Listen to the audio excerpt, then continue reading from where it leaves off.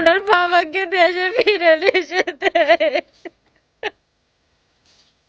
আমার সন্তান শুধু বাবা বাবা করে, বাবার সাথে কথা বলতে চায় কিন্তু কথা বলতে পারে না। বাবার সাথে কথা বলতে চায়, বাবার সাথে পারে না।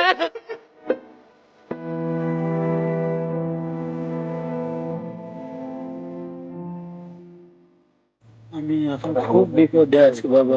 কি কারণে কালকে হয়তো আমার আবার যুদ্ধে লিয়ে যাবি। যুদ্ধে লিয়ে গেলে নির্ঘাত মারবি।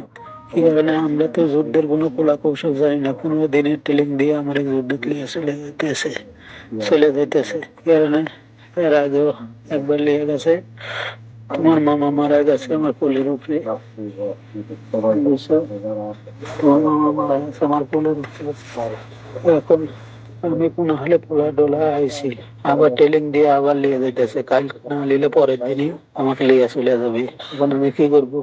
যাক, কাউকে ধৈর্য হলেও আমাকে বাঁচাও বাবা, আমাকে বাঁচাও। আমি যুদ্ধ করতে পারবো না বাবা, আর একবার গেছি আর যেতে পারবো না। এবার গেলে মরে যাবো, আর কোনো কৌশল পাবো না আমি। আমাকে বাঁচাও, বাঁচাও। যাক যাক ধরে হয় আমাকে বাঁচাও বাবা, আমাকে বাঁচাও। মোবাইলও আমার কাছ থেকে লিয়ে নিবি বোধহয়। আমার ছেলে রাশিয়াতে যায়া যুদ্ধ মারা গেছে। যে লোক লিয়ে গেছিল কাজ দেওয়ার কথা, সে লোক কাজ দেয়নি, ওরা যুদ্ধতে পাঠায় দিছে। সে আমার ছেলে যুদ্ধতে মারা গেছে, আর জামাইটা ওই জায়গাতে জীবিত আছে। তে আমি সরকারের কাছে চাই আমার ছেলের লাশ আর আমার জামাই জীবিত হিসেবে যাতে আমি এই দেশের বাড়ি চাই। যে এই পরিবারে এই 5টা মহিলার 2টা মেয়ে নিয়ে আমি সংসার কি করব?